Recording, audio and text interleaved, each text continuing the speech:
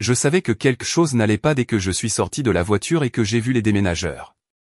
3 hommes en chemise bleu marine se tenaient sur le trottoir devant mon immeuble, appuyés contre des piles de cartons, mes cartons, avec mon écriture dessus, mon écriture. Au début, j'ai honnêtement cru qu'ils s'étaient trompés d'adresse. Peut-être qu'un de mes voisins déménageait, peut-être que quelqu'un avait emprunté mon vieux Sharpie, peut-être n'importe quoi d'autre que la vérité qui cognait déjà dans ma poitrine.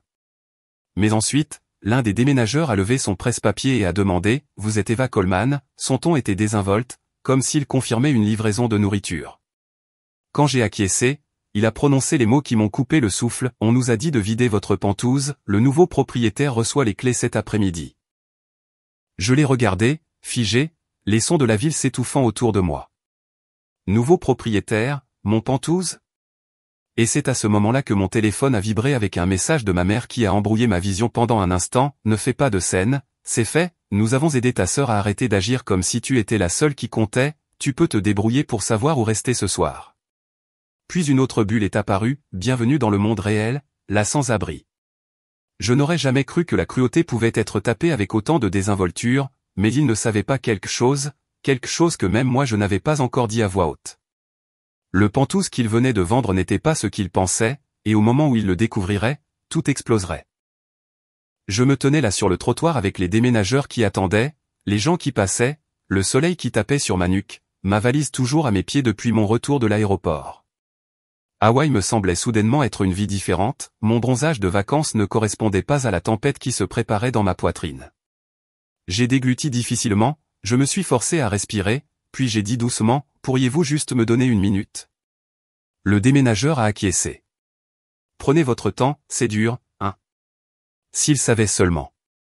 Je me suis éloigné, les mains tremblantes, en composant le numéro de ma mère. Elle a répondu instantanément, son ton tranchant, impatient, comme si j'étais l'inconvénient, pas la victime de la folie qu'il venait de déclencher. Tu es arrivé, a-t-elle demandé. Bien, ça m'évite d'avoir à expliquer. Maman, ai-je chuchoté, qu'est-ce que tu as fait? Ce qu'on devait faire, a-t-elle répondu sèchement. Émilie se noyait, Ava, elle se noyait. Elle ne pouvait pas payer ses dettes, elle aurait pu être blessée, et toi, mademoiselle salaire de technicienne, tu pouvais te permettre de faire quelque chose. Vous avez vendu ma maison, ai-je dit, ma maison. Oh, s'il te plaît, a-t-elle raillé, de quoi as-tu besoin d'un pentouse? Tu es une personne, ta sœur va fonder une famille un jour, elle a besoin de stabilité, de vraies responsabilités. L'ironie m'a presque fait rire. Émilie, ma sœur de 28 ans, qui vivait encore comme une adolescente avec une carte de crédit. Maman, ai-je dit lentement, je n'ai jamais accepté ça, pas une seule fois. Eh bien, a-t-elle répondu, c'est pourquoi nous avons utilisé le document que tu as signé il y a des années, et Dieu merci, nous l'avons fait, sinon Émilie aurait été ruinée. J'ai figé. Quel document? Ce truc de procuration, a-t-elle dit légèrement, celui que tu as signé après ton opération quand tu avais, quoi, 23 ans? Nous l'avons mis à jour il y a quelque temps. Mon cœur est tombé dans mon estomac. Mis à jour sans moi? J'ai mis une main sur mon front. Maman, ce document était pour les décisions médicales, les urgences médicales. Ça n'avait rien à voir avec la propriété. Elle a fait un bruit de dédain. Tu exagères, tu le fais toujours, et j'en ai marre du drame. Drame, ce mot encore, larme familiale. Mon père a interrompu au haut-parleur. Ava, écoute ta mère, c'est pour le bien de la famille. Le bien de la famille, ai-je dit, la voix tremblante. Vous m'avez jeté hors de ma propre maison. Tu retomberas sur tes pieds, a-t-il dit, tu le fais toujours. J'ai fermé les yeux, c'était le problème. Dans leur esprit, je le ferai toujours, alors ils n'ont jamais eu à réfléchir à 2 fois avant de m'utiliser comme leur solution. Et Émilie, ai-je demandé. Où est-elle? Avant qu'aucun de mes parents ne puisse répondre, une autre voix s'est fait entendre, vive, indifférente, presque suffisante. Je suis juste là, a dit Émilie, et honnêtement, Ava, tu devrais nous remercier. Ma mâchoire s'est serrée. Vous remercier? Oui, a-t-elle dit, le ton plein d'apitoiement sur soi, si je faisais faillite, ça ruinerait toute la famille. Ça a aidé tout le monde, y compris toi. Tu es trop jeune pour être attaché à un seul endroit de toute façon, voyager, travailler, vivre dans différents quartiers, ce sera bon pour toi. J'ai senti quelque chose se fissurer en moi, mais pas d'une manière qui me brisait, plutôt comme une fracture qui laissait la vérité s'échapper. Alors vous avez tous décidé que ma vie n'avait pas d'importance, ai-je dit. Oh, arrête ça, a répondu ma mère. Nous sommes tes parents, nous savons ce qui est le mieux pour toi. Voilà, la phrase que mes parents avaient utilisée toute ma vie, que ce soit l'université où ils voulaient que j'aille, les emplois qu'ils pensaient que je devrais prendre, l'argent qu'ils croyaient que je devrais donner. Tu vas bien t'en sortir, a dit mon père encore une fois, arrête juste d'être dramatique. Ce mot encore, comme s'il pouvait minimiser le vol, la trahison, le sans-abrisme. Et puis Émilie, ma sœur, a ajouté doucement, les nouveaux propriétaires emménagent aujourd'hui, alors tu devrais probablement te dépêcher si tu veux récupérer tes affaires. J'ai regardé les déménageurs derrière moi, mes affaires étaient déjà dans des cartons. Ma respiration a tremblé une fois, mais quand j'ai parlé à nouveau, ma voix était stable. Maman, papa, Émilie, oui, a dit ma mère sèchement. Vous n'avez pas vendu ce que vous pensiez avoir vendu. Il y a eu une pause, longue, confuse.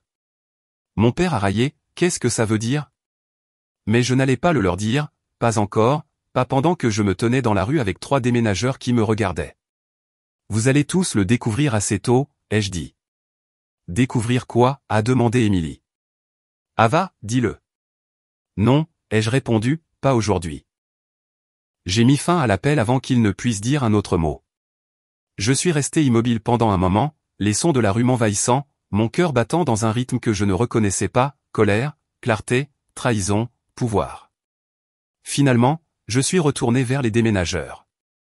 Chargeons tout dans un entrepôt, ai-je dit. J'ai besoin de passer des appels. Le contremaître a acquiescé avec sympathie. Situation familiale difficile, hein? J'ai presque ri. Vous n'en avez aucune idée. Alors qu'il commençait à soulever les cartons dans le camion, je me suis écarté et j'ai affiché un contact que je n'avais pas appelé depuis des années, Samantha Reyes, avocate. J'ai appuyé sur composer. Quand elle a répondu, j'ai prononcé les mots qui allaient déclencher la guerre que je n'avais jamais demandé mais que j'étais plus que prête à mener. Ils ont vendu mon pantouse pendant que j'étais en vacances, et j'ai besoin de votre aide. Samantha est restée silencieuse pendant un instant, puis sa voix s'est durcie. Ava, écoute-moi, ne leur parle plus jamais, pas un mot. Je suis en train de consulter les documents de fiducie maintenant, nous allons nous battre. J'ai expiré pour la première fois depuis Hawaï. Bien, ai-je chuchoté, parce qu'ils n'ont aucune idée de ce qu'ils viennent de déclencher. Et alors que les déménageurs fermaient les portes du camion, je me suis détourné de l'immeuble qui avait été ma maison et j'ai marché vers la bataille qui s'annonçait. Au moment où je suis arrivé au motel ce soir-là, le ciel était déjà devenu d'un indigo profond, et un épais brouillard arrivait de la côte, rendant tout flou et irréel. Peut-être que c'était approprié, ma vie semblait floue et irréelle, aussi.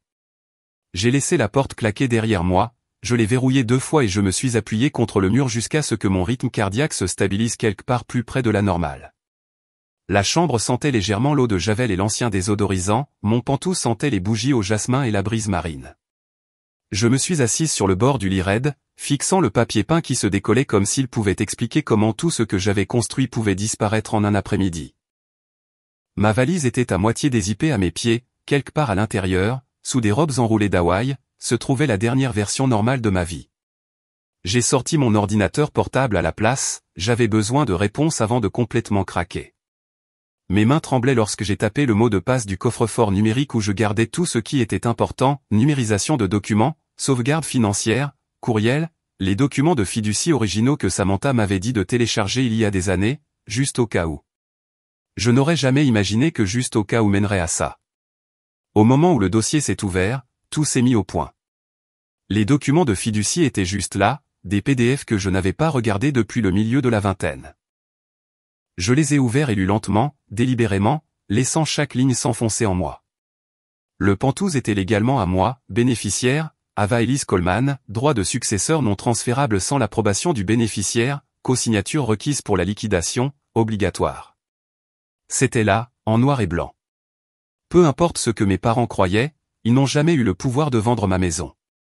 J'ai senti ma gorge se serrer, un étrange mélange de soulagement et de fureur me traversait. Ils n'ont même pas pris la peine de vérifier la légalité, ils ont juste supposé qu'ils pouvaient faire ce qu'ils voulaient parce que, historiquement, ils l'ont toujours fait, et historiquement, je les ai laissés faire. plus maintenant. Mon téléphone a vibré, un SMS d'un numéro inconnu, appelle-moi quand tu seras prête, SR. Samantha, efficace comme toujours. Je l'ai appelée immédiatement. Elle a répondu à la première sonnerie. Ava, j'ai consulté les documents de fiducie, tu es en sécurité légalement, mais ça va empirer avant de s'améliorer. Je n'ai pas respiré pendant un moment. Ils ne peuvent pas garder la vente, n'est-ce pas? Ils ne peuvent pas garder l'argent? Non, a dit Samantha, mais ils ont déjà déformé les faits aux acheteurs, ils ont probablement commis une fraude en signant des documents sans toi, peut-être même un faux. J'aurai besoin de plus de preuves avant de pouvoir agir. Je me suis affaissé sur le lit. Qu'est-ce que je fais ce soir? Repose-toi si tu peux, a-t-elle dit. Demain matin, nous déposons, et Ava, ne réponds pas à ta famille. Silence seulement, laisse-moi m'en occuper. J'ai acquiescé, même si elle ne pouvait pas me voir. D'accord. Après l'appel, j'ai fermé l'ordinateur portable et je me suis allongé sur le matelas, les ressorts ont légèrement grincé sous moi, comme si cet espace n'était pas habitué à accueillir quelqu'un qui avait subi une trahison assez lourde pour effondrer une vie. La chambre était trop calme, mes pensées étaient trop fortes.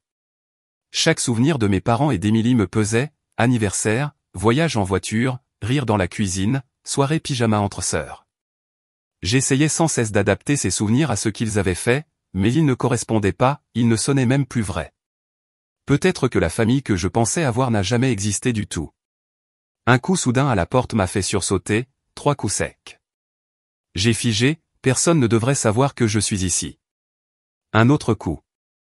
Eva, c'est Rebecca de la réception. J'ai expiré et j'ai ouvert la porte de quelques centimètres. Elle tenait une enveloppe brune.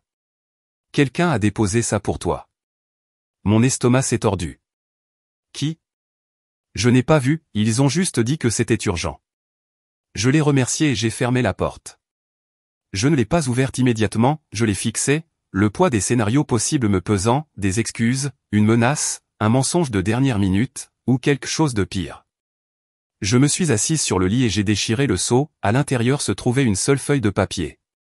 Mon nom, une adresse, une note griffonnée d'une écriture que j'ai reconnue instantanément, tu aurais dû faire plus pour aider ta sœur, tu ne nous as laissé aucun choix. Pas de signature, mais je savais qu'il avait écrit, ma mère. Ma mâchoire s'est tellement serrée que mes dents me faisaient mal. Mon téléphone a vibré à nouveau, cette fois un appel fastidieux entrant, mes parents. Je n'ai pas répondu, je l'ai laissé sonner jusqu'à ce que le son s'arrête. Un instant plus tard, un SMS est arrivé, réponds. Je n'ai pas répondu. Un autre pigne, puis un autre, arrête de rendre ça plus difficile que ça ne doit l'être, puis, tu agis comme une ingrate, puis, tu nous as mis dans une position terrible. Tu t'es fait ça à toi-même. Je voulais hurler, je voulais casser le téléphone. Au lieu de cela, je l'ai laissé tomber sur le lit et je me suis forcé à respirer, lentement, de manière contrôlée, concentrée. Le pin suivant était différent, un mémo vocal. Contre mon meilleur jugement, j'ai appuyé sur lecture. La voix de mon père a rempli la pièce. Ava, arrête avec le mélodrame. Tu as 30 ans, tu peux louer un endroit. Ta sœur aurait été détruite si nous n'étions pas intervenus. Tu devrais comprendre qu'Émilie est bien intentionnée, tu aurais dû être là pour elle. J'ai appuyé sur stop. Tout mon corps bourdonnait de quelque chose d'électrique et de dangereux. Mes parents n'arrêteraient jamais d'essayer de réécrire la vérité. J'avais besoin de quelque chose de solide auquel me raccrocher, des faits qui ne se plieraient pas sous leur manipulation. Alors j'ai rouvert l'ordinateur portable, j'ai parcouru les registres immobiliers que j'ai consultés avant d'appeler Samantha. Quelque chose ne collait pas plus tôt, et maintenant je savais ce que c'était, le prix de vente était bien en dessous de la valeur marchande, presque insultantement bas. Il était impossible qu'un Penthouse dans la Pacific Harbor Tower se vende en 48 heures pour ce montant à moins que quelqu'un ne le fasse passer en force, quelqu'un de désespéré, quelqu'un qui ne se souciait pas de l'équité ou de la légalité, mes parents, et peut-être Émilie aussi. Mes doigts ont plané au-dessus du trackpad, j'ai cliqué pour ouvrir les coordonnées de l'acheteur. Quelque chose en moi a hésité, mais j'avais besoin de savoir. J'ai composé, après 4 sonneries, quelqu'un a répondu, une voix d'homme, prudente. Allô? Bonjour, ai-je dit, c'est Ava Coleman, une longue pause. L'ancienne propriétaire? J'ai dégluti difficilement. Oui, a-t-il expiré, nous nous demandions quand vous appelleriez.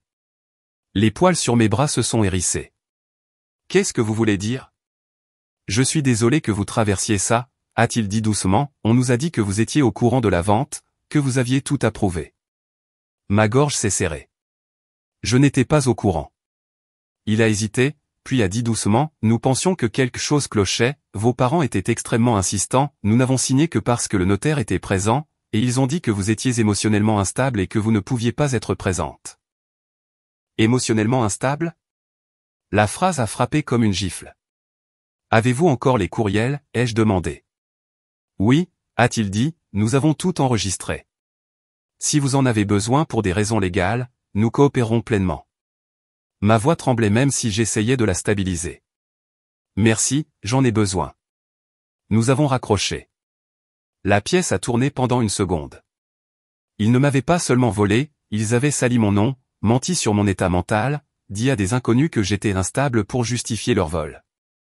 J'ai pressé les deux mains contre mes yeux jusqu'à ce que la brûlure s'estompe, puis, lentement, délibérément, j'ai ouvert un nouveau courriel et j'ai écrit à Samantha, j'ai des preuves de fausses déclarations de la part des acheteurs, ils sont prêts à témoigner. Une seconde plus tard, une réponse est arrivée, bien, ça va beaucoup nous aider. Repose-toi, Ava. Le sommeil n'est pas venu facilement, je suis resté éveillé bien après minuit, fixant le plafond fissuré du motel, écoutant le bourdonnement du mini-frigo et de la circulation lointaine. Chaque fois que je fermais les yeux, je voyais les visages de mes parents, j'entendais leur voix me dire que j'étais dramatique, ingrate, responsable du bordel d'Émilie. Mais sous le chagrin et l'incrédulité se trouvait quelque chose de plus fort, une flamme qui avait été étouffée pendant des années brûlait à nouveau. Ils pensaient que j'allais me soumettre comme je l'avais toujours fait. Ils pensaient que la culpabilité me ferait taire, ils pensaient que la manipulation me maintiendrait dans le rang.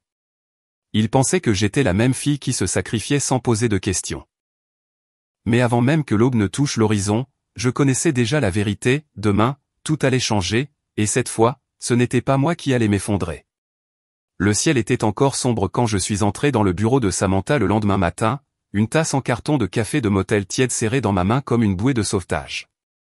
Le hall de l'immeuble était calme, le genre de silence matinal qui fait résonner chaque pas. J'avais l'impression d'entrer au combat sans armure, juste de l'épuisement, de la colère et une détermination dont je ne savais pas que j'étais capable. Samantha m'attendait dans une salle de conférence avec des murs de verre et des piles de dossiers soigneusement rangés. Elle était vêtue d'un tailleur gris ardoise, son expression calme et résolue. Quand elle m'a vu, elle m'a fait signe d'entrer.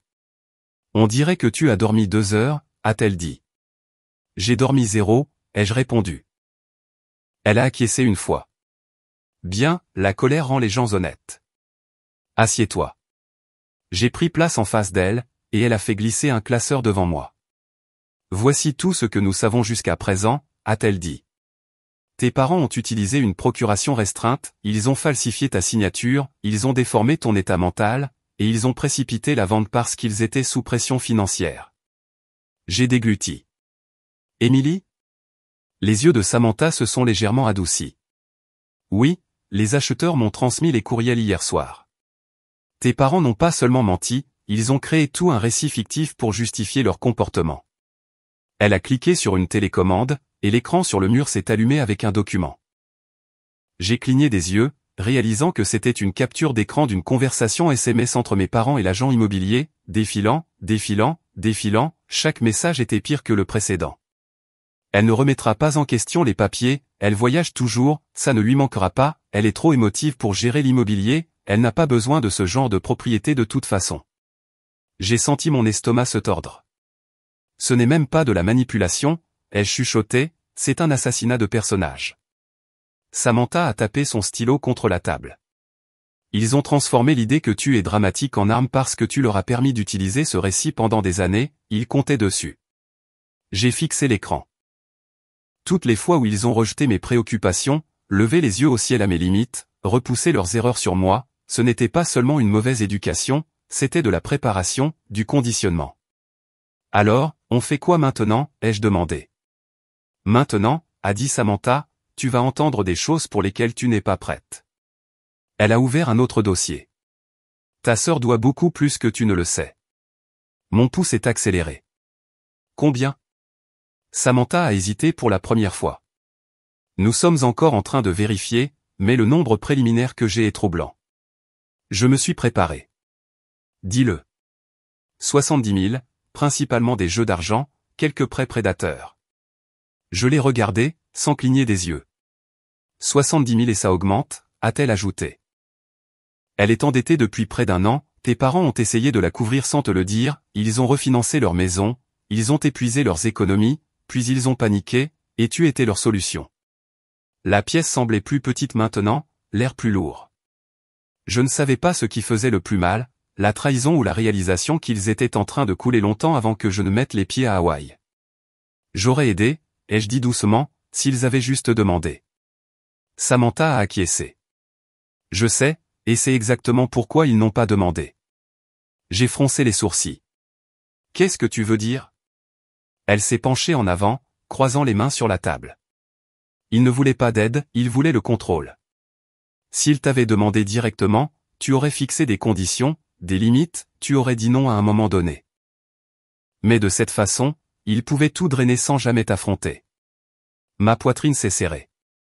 Et ils s'attendaient à ce que je leur pardonne? Ils s'attendaient à ce que tu te taises, à corriger Samantha, comme tu l'as toujours fait. Je n'ai pas contesté, je ne pouvais pas, elle n'avait pas tort. Mais quelque chose en moi avait changé au moment où j'ai vu ces déménageurs devant mon immeuble. Pour la première fois de ma vie, je n'étais pas la silencieuse. Samantha a tourné une autre page. Tu as dit que quelque chose ne collait pas avec le prix de vente, tu avais raison. Ils ont poussé l'acheteur à renoncer à l'inspection, ils ont insisté sur une clôture en 48 heures, ils ont ignoré les procédures standards. Tout cela indique une fraude intentionnelle. Je me suis frotté les tempes. Est-ce que ça veut dire qu'on peut l'annuler? Absolument, a dit Samantha, mais ça ne va pas être propre ou rapide. J'ai expiré en tremblant. Et il y a plus? Bien sûr, il y en avait. Elle a affiché un deuxième écran, celui-ci montrant un relevé bancaire, pas le mien. Où as-tu trouvé ça, ai-je demandé. Samantha est restée calme. Les acheteurs l'ont transmis, tes parents ont accidentellement envoyé la mauvaise pièce jointe en essayant de justifier la vente. Je fixais l'écran, le nom de mon père, le nom de ma mère, un compte courant dans une petite caisse populaire locale, et une série de retraits toutes les quelques semaines depuis près d'1 an, chacun étiqueté, urgence familiale, mais les montants chaque retrait étaient inférieurs à 3 000, juste assez petits pour éviter un examen minutieux. Combien au total, ai-je demandé, retenant à peine mon souffle. Estimation approximative, 25 000. Et tout cela prélevé sur mon compte? Oui. Le monde a basculé pendant un instant. J'ai agrippé le bord de la table jusqu'à ce que le vertige passe. Il me vole depuis presque 1 an? Samantha n'a pas adouci le coup. Ava, ce n'était pas une décision soudaine, c'était systématique, délibéré. Ils ont préparé la situation pour obtenir exactement ce qu'ils voulaient. Et Émilie, ai-je forcé? Votre sœur a participé, a dit Samantha, à chaque étape. J'ai fermé les yeux et j'ai vu son visage à 14 ans, pleurant après sa première rupture, recroquevillée sur mon lit pendant que je la tenais. Je l'ai vue à 18 ans, portant ma veste parce qu'elle avait oublié la sienne. Je l'ai vue à 22 ans, me demandant si elle pouvait emprunter $200 pour des manuels scolaires. Je ne reconnaissais pas la personne que Samantha décrivait. Qu'en est-il de la procuration, ai-je demandé. Ma mère a dit qu'ils l'avaient mise à jour sans moi. Ils ont falsifié la mise à jour, a dit Samantha. Vous n'avez rien signé. Mon souffle s'est coupé. Vous voulez dire? Oui, a-t-elle dit, votre signature a été dessinée, pas écrite. J'ai regardé le mur, engourdi. Falsifié, vendu, menti à propos de, déshumanisé, tout cela par les personnes qui étaient censées me protéger. Samantha a posé une main sur la table, ferme et ancrée. Écoutez-moi, Ava, vous n'étiez pas faible, vous étiez confiante, et la confiance n'est pas de la stupidité, c'est de la générosité. Ils ont exploité cela. Ma voix tremblait. Qu'est-ce qu'on fait maintenant? Nous demandons une injonction d'urgence, a-t-elle dit. Nous gelons les fonds. Nous commençons à monter un dossier de fraude, mais avant tout cela, j'ai besoin que vous compreniez quelque chose. Elle a fait une pause. Vous devez être prête aux retombées émotionnelles. Ils vous accuseront de trahison, ils vous traiteront de dramatique, d'ingrate, d'égoïste, ils pleureront, ils blâmeront la dépendance d'Émilie, ils diront que vous avez ruiné la famille. J'ai dégluti difficilement. Ils l'ont déjà fait. Alors soyez prête au pire. Elle s'est penchée en arrière et m'a étudié.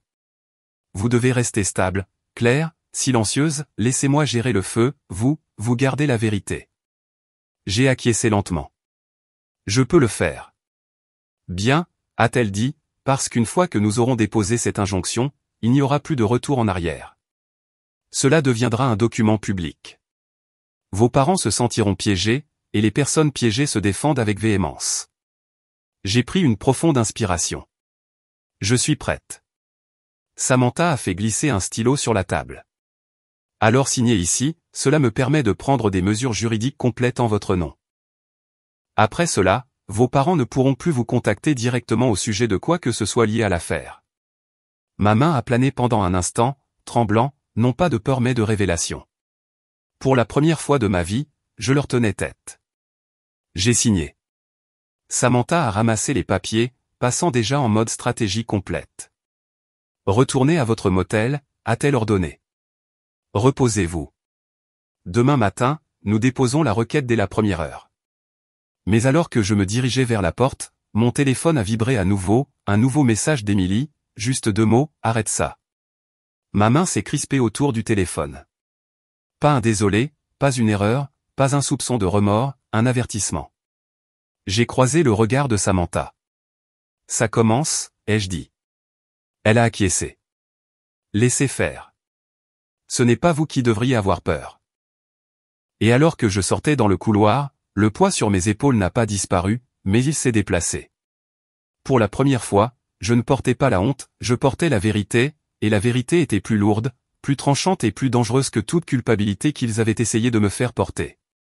Les murs du motel semblaient plus proches le lendemain matin, comme si la pièce elle-même rétrécissait autour de moi. J'ai à peine pu avaler quelques bouchées d'une barre granola avant de saisir mon manteau et de sortir dans le froid. Mon énergie n'était plus de la nervosité, c'était quelque chose de plus aiguisé, comme de la clarté enrobée d'acier. Samantha m'avait donné des instructions strictes, ne leur parlez pas, ne répondez pas, pas même un mot. Mais ignorer le flot de messages revenait à essayer d'ignorer une alarme incendie dans la même pièce. Mon téléphone vibrait constamment pendant que j'attendais dans le hall le VTC pour aller au bureau de Samantha. Un autre texto de ma mère, Ava, il est temps d'arrêter, tu te ridiculises. Puis mon père, ce n'est pas la façon de gérer les problèmes familiaux. Puis Émilie, beau travail pour avoir tout empiré, tu es pathétique. Je n'ai pas répondu, j'ai juste regardé à travers les fenêtres du hall et observé les voitures passer, inspirant profondément pour me calmer. Il ne comprenait toujours pas que quelque chose à l'intérieur de moi avait changé, il pensait toujours que la culpabilité me briserait. Pas aujourd'hui. Quand je suis arrivé au bureau de Samantha, elle se tenait déjà dans l'embrasure de la porte, tenant une pile de papier assez épaisse pour étourdir un petit animal. Entrez, a-t-elle dit, nous avons du travail. À l'intérieur de la salle de conférence, chaque centimètre de la table était couvert, des chronologies, des documents, des impressions, des captures d'écran. Un tableau blanc affichait mon nom en haut, souligné 2 fois, suivi de 3 points, confiance falsifiée, fausse déclaration de procuration. Aujourd'hui, nous construisons votre dossier, a dit Samantha. Demain, nous allons au tribunal. J'ai tiré la chaise et me suis assise. Que voulez-vous que je fasse? Racontez-moi tout, a-t-elle répondu. Commencez par le début, le moment où ils ont demandé de l'argent pour la première fois que quelque chose vous a semblé étrange, chaque appel, chaque conversation sur l'aide à Émilie, chaque demande qui ne vous a pas semblé juste. Alors je l'ai fait. Pour la première fois, j'ai exposé chaque moment que j'avais écarté, chaque signal d'alarme que j'avais minimisé, chaque fois que j'avais choisi le silence pour le bien de la paix familiale. Samantha a écouté sans interrompre, prenant des notes avec des traits nets et contrôlés. Quand j'ai fini, elle a posé le stylo. Ava, a-t-elle dit doucement, ce n'était pas une trahison ponctuelle, c'était un modèle à long terme d'exploitation financière et émotionnelle. J'ai baissé les yeux sur mes mains. Je les ai laissés faire, pendant des années. Elle a secoué la tête. Non, ils vous ont conditionné à croire que la soumission était de l'amour. Les mots m'ont frappé avec plus de force que je ne l'avais prévu. Avant que je puisse y réfléchir davantage, Samantha a ouvert un dossier étiqueté « Dossier de l'acheteur ». Nous devons également documenter leur version de l'histoire, a-t-elle dit, en sortant un courriel imprimé. Ils provenaient des acheteurs, Daniel et Megan. J'ai reconnu la chaîne de courriel, ils me l'avaient envoyée la nuit précédente, mais le fait de l'avoir imprimée la rendait plus réelle. Ligne d'objet, préoccupation du vendeur, date, 1 semaine avant la vente. Madame Coleman nous a informé qu'Ava n'est pas disponible en raison de problèmes de santé mentale et émotionnelle, ma gorge s'est serrée, et que toute tentative de la contacter causerait une détresse importante. J'ai posé une main sur ma poitrine. Ils ont dit à des étrangers que j'étais instable? Ils vous ont déshumanisé, a corrigé Samantha, parce que si vous n'étiez pas considérée comme compétente, cela rendait la vente plus facile à forcer. J'ai dégluti difficilement. Qu'ont-ils dit d'autre? Samantha a fait glisser une autre page vers moi. Celle-ci était une capture d'écran de message, de ma mère au courtier immobilier. Ava est trop fragile pour gérer des documents juridiques, Ava se bloque sous la pression, Ava ne comprendra pas l'urgence. Les mensonges s'empilaient sur les mensonges, pendant que j'étais à Hawaï, à siroter des smoothies à la noix de coco sur une plage, ignorant la tempête qui déchirait ma vie. J'ai repoussé les pages. J'ai besoin d'air, 1 seconde. Samantha a acquiescé. Prenez votre temps. Je suis sorti sur le petit balcon attenant à la salle de conférence. La ville s'étendait en contrebas, les voitures vrombissaient, les gens bougeaient, comme s'ils avaient un endroit important où aller. La vie continuait sans aucune conscience de l'implosion qui se produisait en moi. Je me suis appuyé sur la balustrade, inspirant l'air frais du matin. Depuis combien de temps me voyait-il de cette façon, comme une responsabilité émotionnelle, comme une ressource, comme quelqu'un qu'ils pouvaient réécrire dans la version qui les avantageait? La porte coulissante s'est ouverte derrière moi. Samantha m'a rejointe. Vous n'êtes pas faible, a-t-elle dit, vous n'êtes pas fragile, et vous n'êtes pas ce qu'ils ont dit que vous étiez. J'ai regardé la ligne d'horizon. Je sais, mais ils n'ont pas, non, a-t-elle dit, ils ont choisi de ne pas le faire. Son ton a changé, et maintenant nous ripostons avec des faits. Nous sommes rentrés et avons commencé à trier les preuves, pièce par pièce, chaque document, chaque chronologie, chaque courriel. Samantha a expliqué comment chacun d'eux contribuait à un schéma clair, abus de procuration, falsification, abus financier, fausse déclaration intentionnelle, coercition, exploitation de la confiance. À chaque page, j'ai senti ma colère se solidifier en quelque chose de plus stable, de plus propre, pas une rage résolue. À midi, Samantha a fait venir un expert en documents médico-légaux, le docteur Hale, un homme plus âgé et calme, aux cheveux argentés et à la mallette remplie d'outils de grossissement. Il a disposé la signature falsifiée à côté de la mienne. Sous grossissement, les différences étaient flagrantes. Ceci est tracé, a-t-il dit, pointant du doigt avec un doigt ganté, remarquez les hésitations ici, ici et ici. Qu'est-ce que ça veut dire, ai-je demandé. Cela signifie que la personne qui a signé votre nom n'écrivait pas, elle copiait, lentement. Un frisson a parcouru mon dos. Émilie, ma sœur, son écriture était bâclée, enfantine, mais elle a toujours été douée pour copier la mienne, elle avait l'habitude de falsifier les signatures des parents sur les formulaires d'autorisation de l'école à la perfection. J'en riais à l'époque, maintenant, cette compétence avait démantelé ma vie. L'analyste a poursuivi, je peux témoigner de la falsification sans aucun doute. Samantha a acquiescé. Bien, nous aurons besoin de vous en début d'après-midi. Nous avons fait une courte pause, je me suis assise sur le canapé dans le bureau de Samantha, fixant le plafond, laissant mon cerveau respirer. Puis mon téléphone s'est allumé, un appel de mon père. J'ai laissé la messagerie vocale prendre l'appel. 10 secondes plus tard, un autre appel, ma mère, refusé.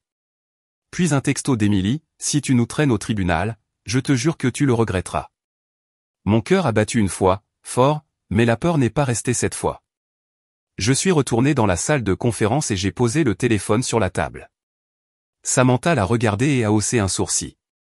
Des menaces? J'ai acquiescé. Bien, a-t-elle dit. J'ai cligné des yeux. Bien.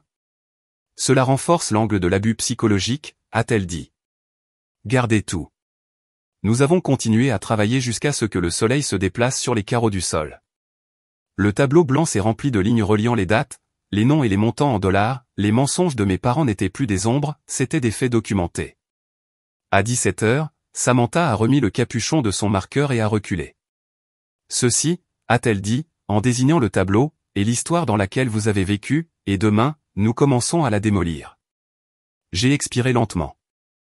C'est pire que je ne le pensais. C'est généralement le cas, a dit Samantha doucement. Les gens comme vos parents ne tombent pas dans la fraude, ils y glissent avec le temps, petit à petit. Et Émilie, ai-je demandé doucement. Samantha a hésité.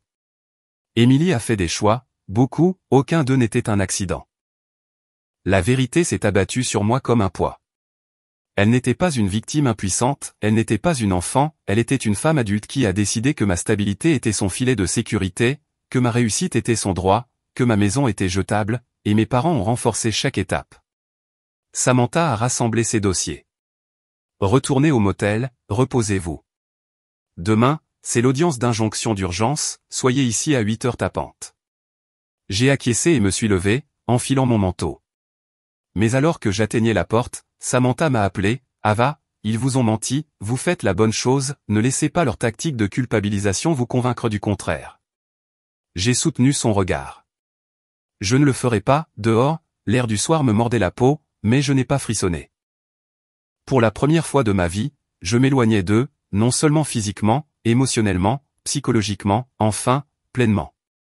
Et alors que je montais dans le VTC, une pensée s'est ancrée dans mon esprit, une pensée qu'aucune culpabilité, aucune larme, aucune manipulation ne pourrait jamais ébranler, ils ont brisé la fille qui avait l'habitude de les protéger, mais la femme qui s'est levée à sa place était quelqu'un qu'ils ne pouvaient plus contrôler.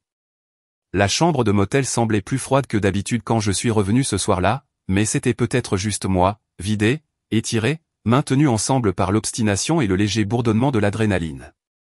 Le soleil s'était déjà couché derrière les bâtiments à l'extérieur, laissant le ciel strié de violet contusionné. J'ai fermé la porte à clé, jeté mon manteau sur une chaise et fixé les papiers que j'avais étalés sur le lit avant de partir ce matin-là. Pendant un moment, je suis resté là, puis je me suis assise, puis j'ai craqué, pas en larmes, celles-ci allaient venir plus tard, je pouvais les sentir attendre mais de cette façon calme et stupéfaite où votre corps refuse de bouger parce que votre esprit essaie encore de comprendre l'ampleur de ce qui se passe. J'ai pris les documents de la fiducie en premier, les pages étaient encore chaudes de l'endroit où mes mains s'étaient attardées plus tôt. Chaque ligne ressemblait à une bouée de sauvetage, mon nom, mes droits, ma protection contre les personnes qui auraient dû me protéger. J'ai essayé de relire les mots, mais ils étaient flous, ma poitrine s'est serrée. Je me suis forcé à inspirer lentement, comme Samantha m'avait dit de le faire quand la panique s'insinuait. Mon téléphone a vibré. Je ne voulais pas regarder, je savais déjà, maman, papa, Émilie encore, puis une autre demande fastime. J'ai laissé sonner, je voulais du silence, mais le silence n'a pas duré longtemps. Le téléphone s'est allumé à nouveau, le nom de ma mère. Cette fois, j'ai répondu, son visage a rempli l'écran, tendu et irrité, comme si c'était moi qui avais gâché sa semaine. Te voilà enfin, a-t-elle lancé. Je n'ai pas parlé. Mon père est apparu derrière elle, Émilie planait dans le coin du cadre, les bras croisés, les yeux roulants, comme si elle ne pouvait pas croire que je les avais fait attendre 24 heures entières pour me réprimander à nouveau. Ma mère a soupiré dramatiquement. Eva, nous essayons de te joindre toute la journée, nous éviter est enfantin. Je me suis penché en arrière, ma voix calme. Pourquoi appelez-vous? Elle a cligné des yeux, offensée. Pourquoi? Parce que tu fais une crise de colère pour rien. Rien? Ma voix est restée stable. Vous avez vendu ma maison. Nous avons sauvé ta sœur, a corrigé mon père sèchement, il y a une différence. Émilie s'est alors avancée, rejetant ses cheveux en arrière. On peut sauter le cours, Ava? Tu es ridicule, tu n'as pas besoin d'un pantouse. J'avais besoin d'une maison, ai-je dit d'une voix égale, une maison que vous avez volée. Ce n'est pas du vol si c'était pour la famille, a insisté ma mère. J'ai ri une fois, un son calme et sans humour. C'est ce que vous vous dites quand vous signez mon nom sur des documents que je n'ai jamais vus? Tous les trois se sont figés. Les yeux de ma mère se sont plissés. Ava, qu'est-ce que tu insinues exactement? Je n'insinue rien, ai-je dit, je l'affirme. Vous avez falsifié ma signature. Mon père s'est hérissé. Surveille ton ton. Ou quoi, ai-je demandé. Vous vendrez autre chose qui ne vous appartient pas. Émilie a ricané. Mon Dieu, on y est, tu agis toujours comme la martyre. Tu as 30 ans, Ava, grandis. Émilie, ai-je dit doucement, tu as falsifié mon nom. Elle a roulé des yeux. Tu exagères toujours. Non, ai-je dit, je n'exagère pas, silence, pour une fois. Aucun d'eux n'avait une excuse toute prête. Ma mère s'est penchée vers l'écran. Eva, ma chérie, écoute, tu es clairement dépassée, toute cette colère. Arrête, ai-je dit, arrête juste. Sa bouche s'est refermée. J'ai continué, si vous vouliez de l'aide, vous auriez pu demander, au lieu de cela, vous avez menti, manipulé et commis une fraude. La voix de mon père s'est élevée. Fraude? Ne sois pas dramatique. C'était encore là, dramatique, comme si mes émotions étaient une performance, comme si leur choix était un malentendu, comme si ma vie était une scène qu'ils contrôlaient. Je me suis penché en avant, fixant la caméra. Papa, j'ai trouvé les relevés bancaires. Son visage s'est vidé. Quoi? Les virements, ai-je dit, à Émilie, à toi, au prêteur sur salaire, tous les retraits étiquetés, urgence familiale, de mon compte. Les lèvres d'Émilie se sont entr'ouvertes sous le choc. Tu as fouillé dans notre argent? C'est mon argent, ai-je dit sèchement, mon compte, mes économies, vous m'avez vidé dans mon dos. Ma mère a balbutié. Nous en avions besoin. Vous avez toujours eu plus. Quelque chose à l'intérieur de moi s'est tordu, pas un chagrin d'amour, une reconnaissance. C'était la vérité qu'il n'avait jamais dite à voix haute jusqu'à présent. Vous pensez que ma réussite signifie que je vous dois quelque chose, ai-je dit lentement. Vous pensez que parce que j'ai travaillé dur et construit une vie que cette vie vous appartient? C'est ça la famille. Mon père a claqué. Nous prenons soin les uns des autres. Non, ai-je murmuré, je prends soin de tout le monde, vous me prenez. Ma mère a haleté, offensée. Comment oses-tu? Comment oses-tu? J'ai coupé court, après tout ce que j'ai fait, toute l'aide, tout l'argent, tout le temps que j'ai passé à couvrir Émilie, toutes les fois où je me suis fait passer en dernier pour vous, et vous me récompensez en volant le toit au-dessus de ma tête. Émilie s'est approchée de la caméra, les yeux flamboyants. Tu penses que tu es meilleur que nous? Non, ai-je dit, je pense que je suis responsable de moi-même, quelque chose que tu n'as jamais appris. Elle s'est jetée sur le téléphone comme si elle voulait crier directement sur mon visage. Tu as ruiné ma vie en appelant cet avocat. Tu comprends ça? Tu comprends ce que tu m'as fait? Je l'ai fixé, sans scier. J'ai sauvé ma vie, si cela a ruiné la tienne, peut-être qu'elle avait besoin d'être ruinée. La voix de ma mère s'est brisée. Tu vas déchirer cette famille. Vous l'avez déchirée au moment où vous avez falsifié mon nom, ai-je dit doucement. Mon père a lancé un regard noir. Tu vas le regretter. J'ai presque souri. Non, c'est vous. Le visage de ma mère s'est tordu de rage. Ava, tu vas tout perdre. Nous n'accepterons pas ça. Maman, ai-je dit, vous avez déjà tout pris. L'appel a éclaté, les voix se chevauchant, criant, blâmant, accusant, tous les trois hurlant dans une sorte de cœur tordu de droit et de désespoir. Je n'ai pas écouté, j'ai juste baissé le téléphone de mon oreille et j'ai fixé mon propre reflet dans l'écran noir. Quand l'appel s'est terminé, calme, stable, inébranlable, j'ai inspiré une fois, puis j'ai pris mon ordinateur portable. En quelques minutes, j'avais des captures d'écran de chaque message qu'ils avaient envoyé, chaque accusation, chaque menace, chaque mensonge. Je les ai envoyés à Samantha. Une seule bulle est apparue un instant plus tard. Bien, cela est notre dossier. À demain à 9 h, nous déposons la requête. Je me suis rassise sur le lit alors que la pièce s'obscurcissait autour de moi. Mes parents pensaient qu'ils m'avaient brisé, ma sœur pensait que je m'effondrerais sous la culpabilité, aucun d'eux n'a compris, je n'ai pas construit ma vie en brisant, je l'ai construite en survivant. Et demain matin, ils apprendraient ce que cela signifiait vraiment. La chambre de motel était encore sombre quand mes yeux se sont ouverts, bien avant le lever du soleil. Je n'avais pas dormi plus de 20 minutes à la fois, mais étrangement, je ne me sentais pas épuisé, je me sentais claire, vive, concentrée, comme je ne l'avais pas été depuis le jour où je suis rentré chez moi et où des étrangers tenaient les clés de ma vie. Je me suis assise, j'ai repoussé la fine couverture de mes jambes et j'ai fixé la pile de documents sur le bureau, mes documents de fiducie, le contrat de vente falsifié, les captures d'écran des messages, les courriels des acheteurs.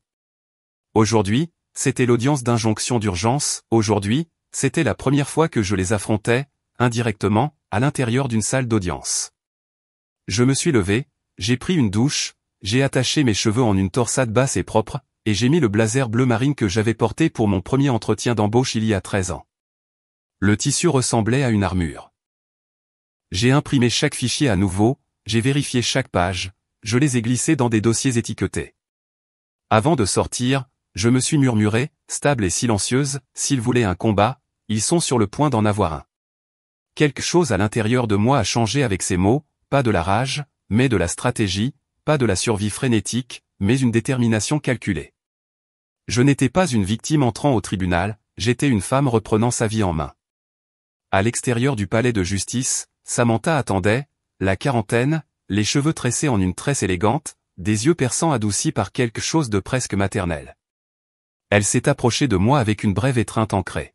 « Vous faites la bonne chose », a-t-elle dit, son assurance a un peu calmé les tremblements dans mes mains.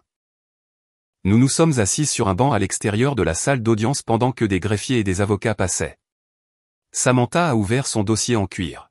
« Voici le plan, premièrement, nous validons la fiducie, vous êtes la seule propriétaire du Penthouse, deuxièmement, nous définissons les restrictions dans la procuration, troisièmement, nous présentons une preuve précoce de fraude et d'abus financiers, et enfin, nous demandons un gel complet de tous les comptes liés à la vente. » L'entendre dire à voix haute a rendu tout réel. Avant d'entrer, ajouta-t-elle, baissant la voix, j'ai besoin de vous demander quelque chose, qu'est-ce que vous ne m'avez pas encore dit? Un frisson me parcourut l'échine. J'ai hésité, puis les mots ont glissé, lourd et vrai, mes parents ne me voient pas comme une personne, ils me voient comme une ressource. L'expression de Samantha s'adoucit, non pas avec pitié mais avec compréhension. Alors nous prouvons, légalement et définitivement, qu'ils n'ont plus accès à votre vie. J'ai inspiré lentement. D'accord. L'huissier a ouvert les portes. Coleman contre Coleman, audience d'injonction. Nous sommes entrés. Mes parents n'étaient pas encore là. Ils étaient autorisés à envoyer un représentant pour l'injonction, à la place, leur avocat était assis à la table opposée, Harold Bain, un homme grand avec un sourire trop large qui n'atteignait pas ses yeux. Il m'a jeté un coup d'œil et a dit, « Bonjour, mademoiselle Coleman. » Les disputes familiales difficiles arrivent à tout le monde. Je n'ai rien dit. Samantha n'a pas pris la peine de cacher son sarcasme.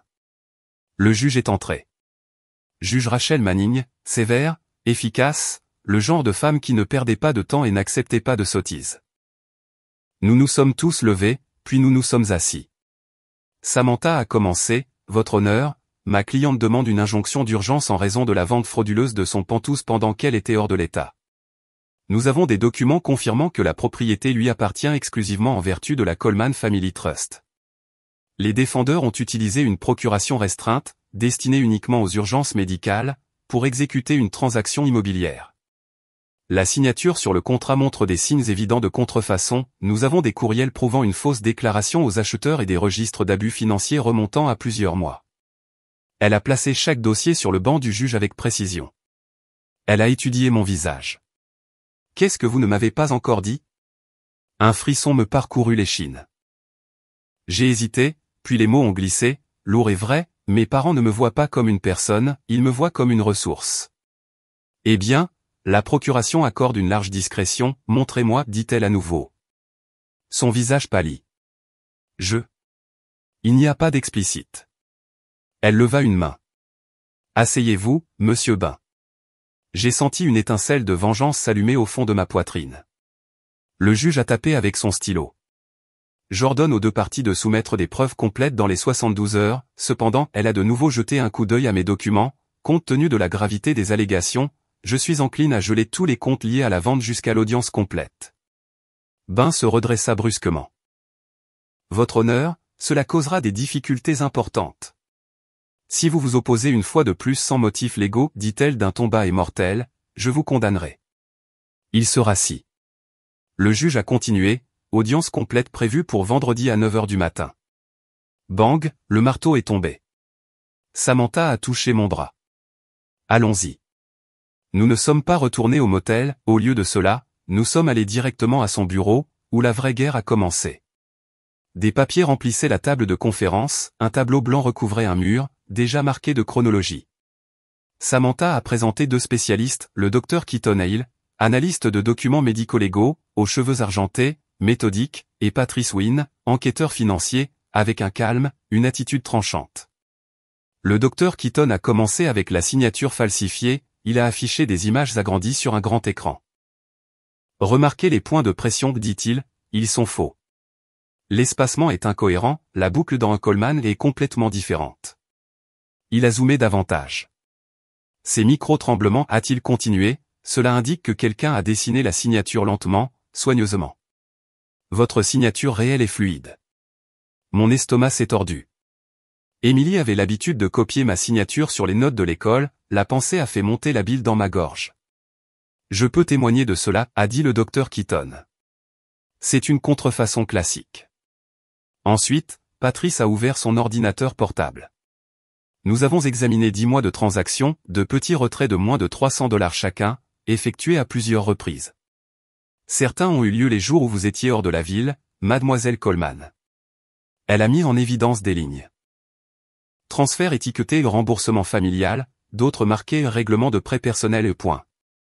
Et ici, de l'argent a afflué vers des comptes de jeux d'argent en ligne, 2 casinos au Nevada et un prêteur prédateur avec un taux d'intérêt de 24%. J'ai regardé l'écran, engourdi. Ils ne sauvaient pas Émilie, ai-je murmuré, ils étaient en spirale avec elle. Patrice a hoché la tête d'un air sombre. Ce n'était pas une urgence, c'était un abus financier coordonné à long terme. Puis elle a cliqué sur une autre feuille de calcul. Nouvelle découverte, a-t-elle dit, le compte joint de vos parents a effectué des paiements récurrents à un avocat du Nevada. Pourquoi, ai-je demandé. Cet avocat est spécialisé dans la négociation de dettes de jeu. Le silence est tombé sur la pièce. Ils ont menti, ai-je murmuré. Ils ont dit à tout le monde qu'Émilie avait des problèmes médicaux. Ceci, a dit Patrice doucement, prouve que la vente était motivée par une fraude continue et dissimulée. Samantha s'est levée et a fait les 100 pas une fois, puis m'a fait face. Ava, écoutez, vos parents se battront férocement, ils vous culpabiliseront, ils attaqueront votre caractère, ils mentiront sous serment. Je sais, ai-je dit. Vous devez rester ancré, ils s'attendent à ce que vous vous effondriez. J'ai croisé son regard. Je ne le ferai pas. Elle a hoché la tête, satisfaite. Nous étions en train de terminer quand l'ordinateur de Samantha a sonné, un nouveau courriel, objet, nouvelle preuve soumise, fichier vidéo joint urgent. Samantha a cliqué, un enregistrement granuleux de caméra de sécurité a rempli l'écran, mes parents, Émilie, à l'intérieur du bureau d'un notaire, penché sur un bureau, chuchotant, nerveux. Émilie tenait un stylo, a hésité, puis a commencé à signer de mon écriture. Mon père s'est penché. Non, signe le plus proprement, elle signe son aïe plus serré que ça. J'ai figé. La vidéo s'est terminée. La pièce est restée silencieuse jusqu'à ce que Samantha expire brusquement. Eh bien, a-t-elle murmuré, ils viennent de tout nous donner. Je ne pouvais pas parler, je ne pouvais pas cligner des yeux, je ne pouvais que regarder l'image figée sur l'écran, ma famille se faisant prendre sur le fait en train de commettre la plus profonde trahison de ma vie. Et tout ce que je pouvais penser était, la vérité finit toujours par remonter à la surface. Samantha a mis la vidéo de surveillance en pause à l'endroit exact où Émilie hésitait, le stylo planant au-dessus du document, ses yeux se dirigeant nerveusement vers mes parents. La main de ma sœur tremblait alors qu'elle façonnait la première courbe du A dans mon nom, mon A, celui qu'elle avait pratiqué à copier il y a des années sur les notes de l'école. Ma poitrine s'est serrée, non pas de choc mais d'un chagrin silencieux auquel je ne m'attendais pas. Ce n'était pas un accident, ai-je murmuré. Ce n'était pas de la confusion, c'était intentionnel. Samantha s'est penchée en avant, sa voix basse et contrôlée. Cette vidéo à elle seule prouve une fraude délibérée, mais si vous êtes prête, Ava, nous allons creuser plus profondément. J'ai hoché la tête, ma voix n'aurait pas été assez stable si j'avais essayé de parler. Elle a cliqué pour quitter la vidéo et a sorti un document juridique. Voici le plan, 4 étapes immédiates. Elle a levé 4 doigts. Premièrement, nous terminons de déposer l'injonction d'urgence aujourd'hui, tous les comptes liés à la vente sont gelés, ils ne bougeront pas un centime. J'ai expiré lentement.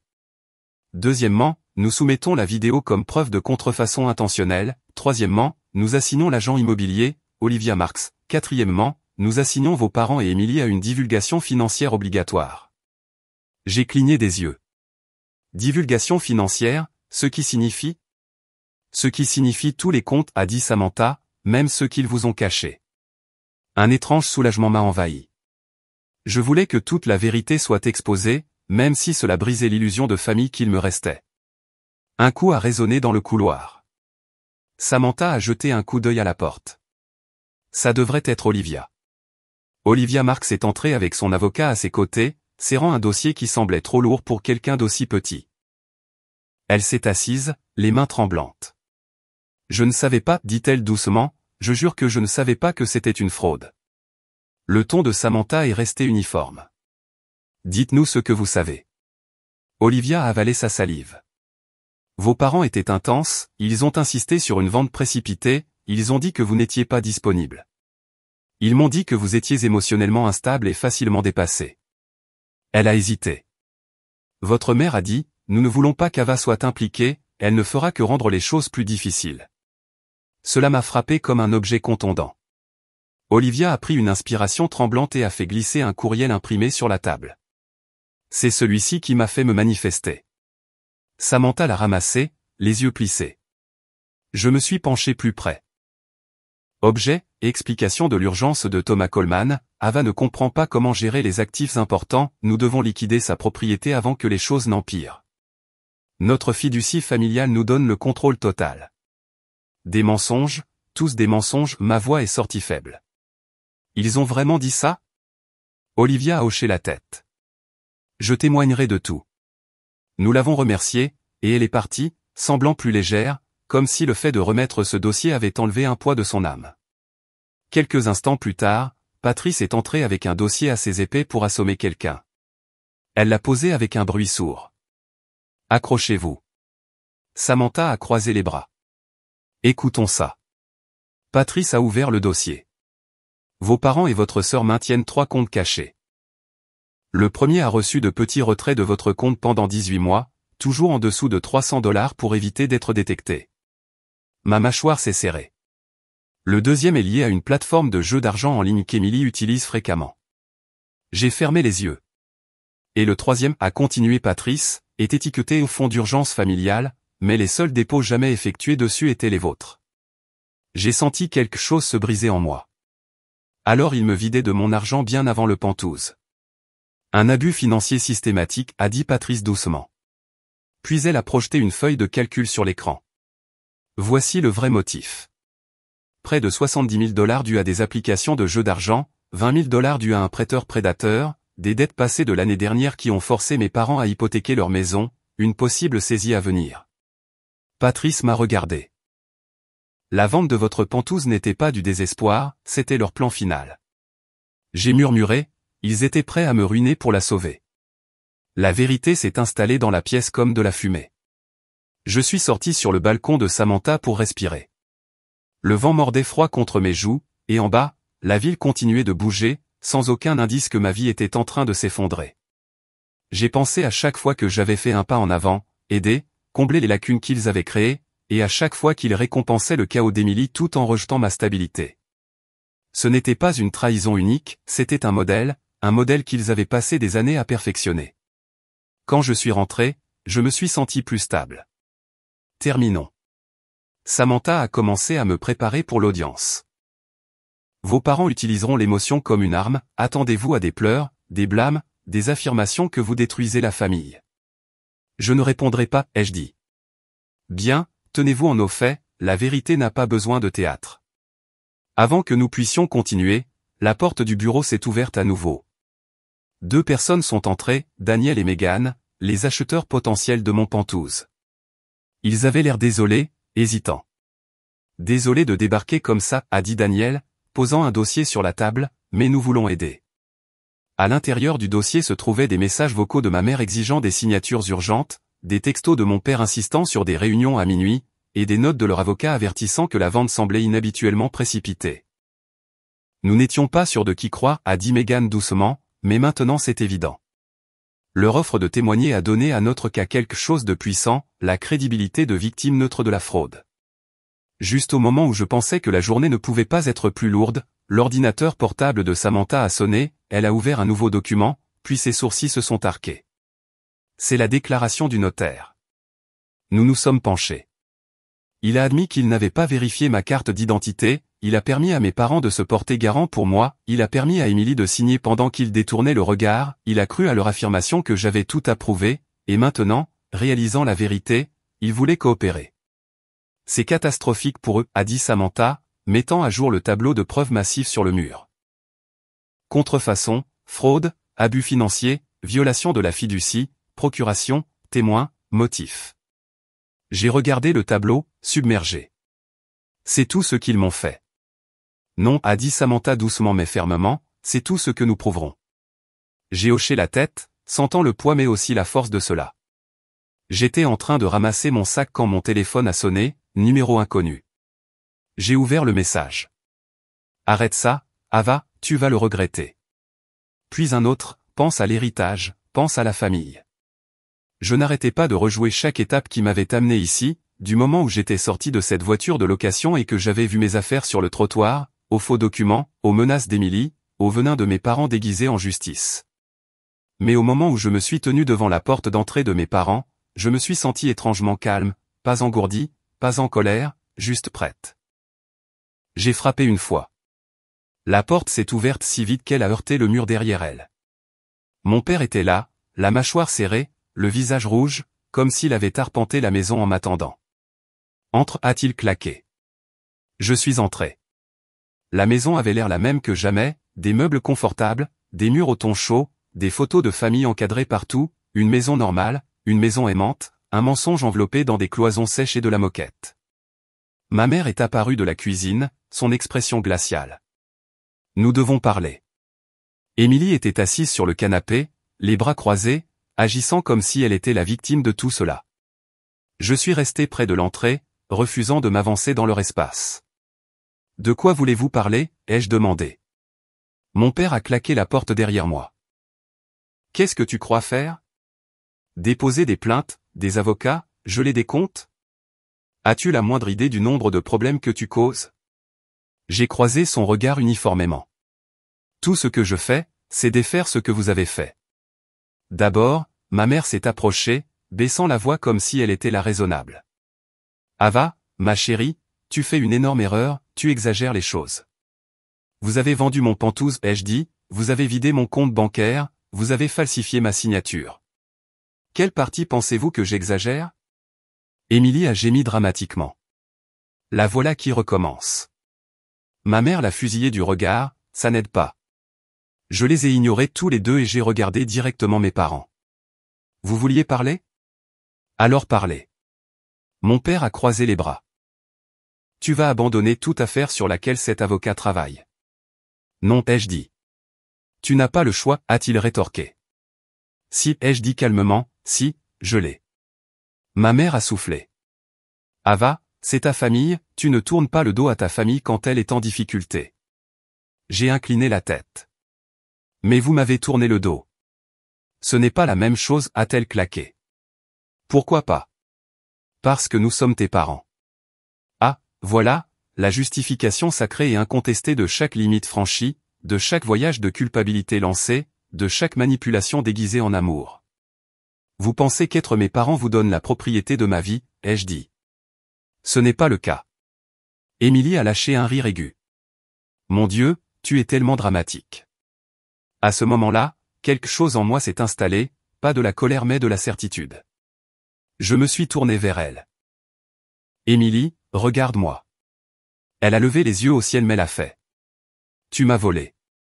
Je t'ai emprunté, a-t-elle corrigé, grande différence. Tu as falsifié ma signature, ai-je dit. Elle a ouvert la bouche pour le nier, mais l'a refermée, la mâchoire serrée. Ma mère s'est rapidement interposée, la voix tremblant d'une émotion pratiquée. Ava, nous n'avons fait ce que nous avons fait que parce que nous t'aimons. Ce n'est pas de l'amour, ai-je dit, c'est du contrôle. Mon père a pointé un doigt tremblant vers moi. Ta sœur allait tout perdre, elle aurait pu être blessée, tu as de l'argent, tu étais censé aider. Vous ne m'avez jamais demandé, ai-je dit. Tu aurais dit non. Peut-être, ai-je dit, c'est mon droit. Émilie s'est moquée. Tu te fous de moi, tu te soucies juste de ton stupide pantouse. Je l'ai regardé. Ma maison comptait pour moi, mais ce qui comptait plus, c'est que tu ne pensais pas que je méritais de le dire pendant un moment, même si ce n'était qu'un moment. L'expression d'Émilie a faibli, puis ma mère a explosé. Très bien. Tu veux la vérité? Nous savions que tu n'aiderais pas, tu agis toujours comme si tu étais meilleur que tout le monde parce que tu as obtenu un emploi chic et un appartement chic. Alors ça justifie de me voler, ai-je demandé calmement. Elle a levé les mains. Nous sommes ta famille, nous y avons droit. Arrête. La pièce s'est figée. Je ne leur avais jamais parlé comme ça auparavant, pas une seule fois en 30 ans. J'avais l'habitude de me ratatiner autour de leur colère, de tressaillir devant leur déception, de céder sous leur pression. Pas aujourd'hui. J'ai fait un pas en avant. Vous n'arrêtez pas de dire le mot famille comme si c'était un bouclier, comme si ça excusait tout, mais la famille est censée vous protéger, pas démanteler votre vie. La voix de mon père s'est brisée de rage. Petite ingrate. J'en ai fini, ai-je dit. Ils ont cligné des yeux. Émilie a froncé les sourcils. Fini avec quoi? Avec tout ça. J'ai fouillé dans mon sac et j'ai sorti l'enveloppe que Samantha m'avait donnée. C'est un avis d'action en justice, l'audience d'injonction et aujourd'hui, vous recevrez des copies du tribunal, mais je vous donne ça maintenant pour que vous ne puissiez pas dire que vous ne saviez pas. Ma mère a arraché l'enveloppe. Ava, n'ose pas faire ça. C'est déjà fait, ai-je dit. Vous avez franchi toutes les limites que vous pouviez franchir, et maintenant vous en subissez les conséquences.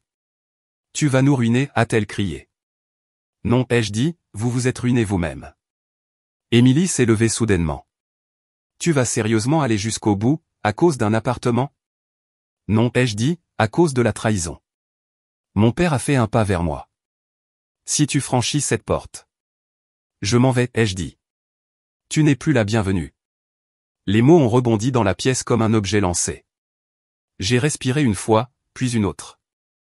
Puis j'ai dit doucement, je n'ai jamais été la bienvenue en premier lieu, pas à moins que je ne sois utile. Ma mère s'est précipitée comme pour m'arrêter, mais je l'ai contournée. Mon père a crié quelque chose derrière moi, Émilie a juré, mais je ne me suis pas arrêté, ne me suis pas retourné, n'ai pas tressailli. J'ai ouvert la porte à la lumière vive du matin à l'extérieur, j'ai marché sur le porche et je l'ai refermé derrière moi. Pour la première fois de ma vie, le silence qui a suivi ne m'a pas fait peur, il m'a libéré. J'ai descendu les marches d'entrée, mon cœur battant régulièrement, mon esprit clair. Je ne leur appartenais plus, je ne leur devais plus rien. Et alors que j'atteignais le trottoir, mon téléphone a sonné avec un message de Samantha, prête quand vous l'êtes. Le juge examine le dossier. Arrivez ici vite. J'ai répondu, en route. Puis j'ai regardé la maison une dernière fois, pas avec chagrin, pas avec nostalgie, avec clôture. Parce que quoi qu'il arrive plus tard dans cette salle d'audience, quelle que soit la guerre que mes parents et Émilie essaieraient de mener ensuite, je ne me battais plus en tant que leur fille, je me battais en tant que moi-même, et ils n'avaient aucune idée de combien cela me rendait plus forte. Le parking du palais de justice était déjà à moitié plein à mon arrivée, la lumière du soleil rebondissant sur les pare-brises et se reflétant vivement sur l'extérieur en verre du bâtiment. Mon estomac s'est tordu, mais pas de peur, c'était quelque chose de plus lourd, une anticipation mélangée à une sorte de résolution sombre. Aujourd'hui n'était pas la bataille finale, mais c'était le premier coup dur, l'audience d'injonction d'urgence déciderait si mes parents pouvaient continuer à toucher l'argent de la vente ou si tout se gelait. Samantha m'a rencontré à l'entrée, vêtue d'un tailleur bleu marine qui rayonnait d'une autorité calme. Vous êtes en avance, a-t-elle dit, vérifiant sa montre. Je ne pouvais plus rester assise au motel. Bien, en avance c'est bien. Elle m'a tendu une tasse de voyage. Camomille, pas de caféine, croyez-moi. J'ai pris une petite gorgée. Merci. Elle m'a jeté un coup d'œil rapide et évaluateur. Vous êtes prête? Je suis plus que prête. Nous avons franchi la sécurité, et au moment où mes chaussures ont heurté le sol carrelé poli, j'ai senti chaque émotion s'aiguiser. Mon pouls battait dans mes oreilles, mais mes pas sont restés fermes. Samantha m'a guidé vers la salle d'audience. Ils seront là, a-t-elle dit doucement, attendez-vous à une scène. Bien sûr qu'ils en feront une, ai-je marmonné. Ils le font toujours. Nous avons atteint le couloir à l'extérieur de la salle d'audience, et bien sûr, mes parents étaient déjà là. Ma mère arpentait, serrant son sac à main contre sa poitrine comme un bouclier, mon père avait l'air rouge de colère, Émilie était appuyée contre le mur, faisant défiler son téléphone, faisant semblant de ne pas se soucier. Au moment où ma mère m'a vu, elle a figé. Eva, a-t-elle dit vivement, nous devons vous parler. Non, a coupé Samantha, vous ne le faites absolument pas. Émilie a levé les yeux au ciel. Oh, regardez, le garde du corps parle. Mon père m'a pointé du doigt. Vous êtes en train de détruire cette famille. Comprenez-vous même les dégâts que vous causez? J'ai croisé son regard. Je comprends exactement ce que je fais. Vous pensez que nous ne riposterons pas, a-t-il sifflé. Nous le ferons, nous avons déjà un avocat. Samantha lui a fait un sourire mince. Magnifique, alors vous pouvez lui expliquer pourquoi vous avez sciemment utilisé une procuration falsifiée et déformé les compétences mentales de votre fille pour faciliter une vente frauduleuse. La mâchoire de mon père s'est serrée. Ma mère a essayé une tactique différente. Ma chérie, nous pouvons encore arranger ça, dites simplement au juge que tout cela est un malentendu. Je l'ai regardé. Est-ce ce que vous avez dit aux acheteurs, que j'étais incompétente, que je n'étais pas assez stable mentalement pour prendre des décisions? Un éclair de culpabilité a traversé son visage mais a disparu aussi vite. C'était pour le bien du prêt, a-t-elle claqué. Nous devions vous faire paraître. Eh bien, moins difficile. Moins compétente, ai-je corrigé. Utilisons le mot juste. Émilie s'est détachée du mur, son expression aigre. Vous prenez cela beaucoup trop personnellement. J'ai juste cligné des yeux vers elle. Comment d'autres quiconque prendrait-il la perte de toute sa maison? Avant qu'elle ne puisse répondre, un huissier ouvrit la porte de la salle d'audience. Affaire 14 c'est contre 223, Coleman contre Coleman, toutes les parties à l'intérieur. Mon père marmonna quelque chose entre ses dents. Ma mère lissa son chemisier. Émilie fourra son téléphone dans son sac avec un grand soupir. Samantha posa une main ferme sur mon épaule. Allons-y, nous entrâmes dans la salle d'audience. La juge, une femme d'une soixantaine d'années aux cheveux argentés coupés courts et aux yeux bleus perçants, prit place. Elle parcourut le dossier devant elle. Cette audience concerne une injonction d'urgence demandée par mademoiselle Ava Coleman concernant la vente de sa propriété et l'accès aux fonds qui en résultent. Maître Ray, vous pouvez procéder. Samantha s'avança. Votre honneur, les parents et la sœur de ma cliente ont orchestré une vente frauduleuse de son appartement de luxe pendant qu'elle était hors de l'état. Ils ont utilisé une mise à jour falsifiée d'une procuration médicale, falsifié son état mental, se sont fait passer pour elle dans la correspondance numérique et ont détourné tous les fonds vers des comptes qu'elle n'a pas autorisés. Ma mère halta de façon théâtrale. Samantha continua, impassible, nous avons des documents de signature falsifiés, de virements non autorisés et des messages prouvant l'intention de tromper à la fois l'acheteur et les institutions financières. La juge haussa un sourcil. Vous avez les documents avec vous? Oui, votre honneur, déposés et horodatés hier. Des preuves supplémentaires sont disponibles sur demande. L'avocat de mon père, un jeune homme avec une cravate trop vive et une énergie nerveuse, s'éclaircit la gorge et se leva. Votre honneur, avec tout le respect que je vous dois, il s'agit d'un différend familial qui a dégénéré inutilement. Mes clients ont agi dans ce qu'ils croyaient être leur pouvoir légal. Ont-ils falsifié la signature de leur fille? La juge leva la main. L'avocat hésita. Eh bien, la nature de la. L'ont-ils fait? Répéta la juge, la voix d'acier. Ils ont agi en croyant avoir le pouvoir, tenta-t-il à nouveau. La croyance n'est pas une preuve, rétorqua la juge. L'ont-ils fait ou ne l'ont-ils pas falsifié sa signature? Il déglutit. Les signatures n'ont pas été vérifiées par un notaire, ce qui signifie qu'elles ne sont pas légalement valides, dit la juge. Asseyez-vous. Il s'assit. J'osais jeter un coup d'œil à mes parents. Ma mère était pâle. Mon père avait l'air prêt à exploser. Émilie regardait droit devant elle, la mâchoire serrée. Samantha insista. Votre honneur, nous ne demandons pas de décision complète aujourd'hui, mais simplement un gel de tous les actifs liés à la vente, y compris les comptes vers lesquels les fonds ont été transférés, jusqu'à une enquête et un procès complet. La juge me regarda directement. Son regard était vif mais pas méchant. Mademoiselle Coleman, dit-elle, comprenez-vous la gravité de ce que vous demandez? Geler ces comptes aura un impact important sur votre famille. Je levai le menton. Ils ont eu un impact important sur ma vie. La juge hocha lentement la tête. Je vois. Elle parcourut la paperasse une dernière fois, puis mit le dossier de côté. Compte tenu des preuves fournies, et étant donné que les défendeurs semblent avoir pris des mesures en dehors de leur pouvoir légal, l'injonction d'urgence est accordée. Mon souffle se coupa. Ma mère laissa échapper un halètement horrifié. Vous ne pouvez pas faire ça. La juge haussa un sourcil. Madame, je peux, et je l'ai fait. Tous les comptes sont gelés, avec effet immédiat. Mon père se leva. C'est ridicule. Asseyez-vous, ordonna la juge. Il s'assit. La juge pointa son stylo vers Samantha. Procédez au dépôt de votre plainte pour fraude. Le tribunal programmera d'autres audiences dans les 3 à 4 prochaines semaines. Samantha acquiesça. Merci, votre honneur. Bang. Le marteau frappa. C'était fini, juste comme ça. Mes parents et Émilie se levèrent d'un bond dès que la juge quitta la salle.